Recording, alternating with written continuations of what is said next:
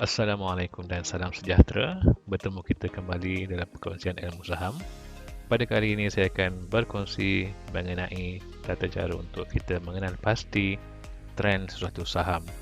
Yang pertama, untuk kita mengenal pasti saham sedang melakukan uptrend, saham sedang melakukan sideway, saham sedang melakukan downtrend, dan yang terakhir kita akan melakukan demonstrasi bagaimana kita dapat ataupun boleh melukis trend line.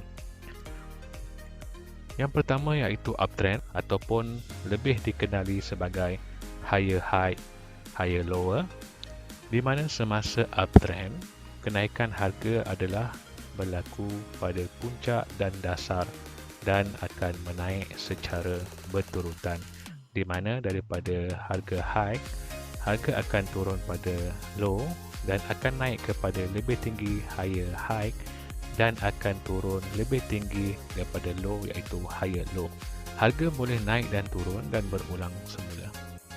Seterusnya adalah sideway, di mana saham dalam keadaan mendata dan kenaikan dan penurunan harga berada di paras yang lebih kurang ataupun sama, di mana harga akan naik turun dan melakukan sideway. Saham sideway kebiasaannya adalah saham yang belum aktif dan masih lagi di peringkat pengumpulan. Yang seterusnya adalah downtrend. Saham downtrend adalah saham yang melakukan penurunan atau lebih dikenali sebagai lower high, lower low, di mana harga saham akan bergerak ataupun menurun kepada lower low dan menurun kepada lower high, di mana harga saham akan melakukan penurunan. Kebiasaannya, harga saham akan menjadi lebih rendah daripada harga high yang sebelumnya. Seterusnya adalah untuk kita melukis trend line, dan seperti yang kita telah pelajari bahawa trend suatu saham mempunyai trend menaik, trend sideway dan trend menurun ataupun downtrend. Dan apabila ia melakukan uptrend, ia akan melakukan higher high, higher low. Manakala apabila ia melakukan sideway, ia akan melakukan pengumpulan pada harga yang lebih kurang sama. Dan seterusnya apabila ia melakukan downtrend, ia akan melakukan lower high dan lower low. Daripada apa yang kita dapat perhatikan, semasa berlakunya uptrend line, ia akan berlakunya rising trend. Dan apabila berlakunya falling trend, ia akan melakukan downtrend line. Untuk kita memahami cara untuk melukis trend line, ia adalah merujuk kepada ilmu analisis teknikal. Perkara yang penting sebelum kita melakukan pembelian saham adalah untuk memastikan bahawa saham sedang uptrend, di mana keyakinan yang tinggi bahawa harga saham akan naik. Terdapat beberapa indikator yang digunakan untuk kita mengenal pasti trend sesuatu saham, iaitu dengan merujuk kepada Moving Average Convergence Divergence ataupun MACD, merujuk kepada volume dan merujuk kepada parabolic stop and reversal. Kita cuba untuk memperhatikan saham Asia, bagaimana kita boleh melukis trend line untuk saham Asia.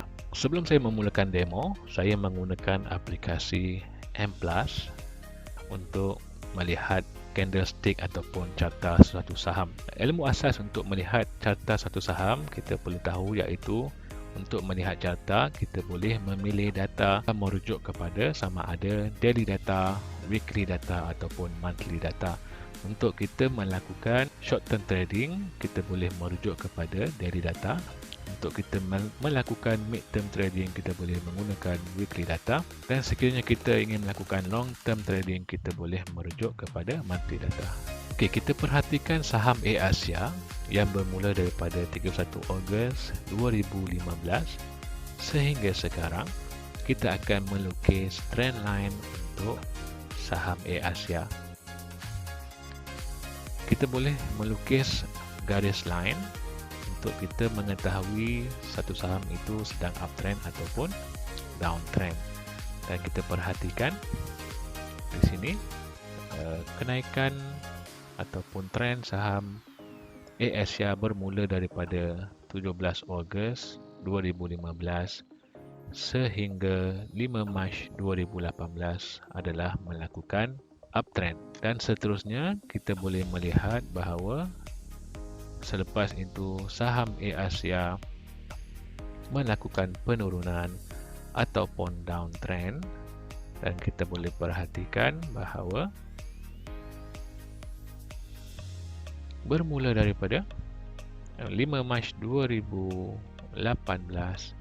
sehingga sekarang saham sedang melakukan downtrend, dan sekiranya candle melepasi line resistance ini, saham Asia akan melakukan kenaikan. Sekiranya anda merasakan perkongsian ini memberi manfaat, sila subscribe, like dan share agar ilmu ini dapat dikongsi dengan lebih ramai orang yang ingin memulakan pelaburan saham di Bursa Saham Malaysia.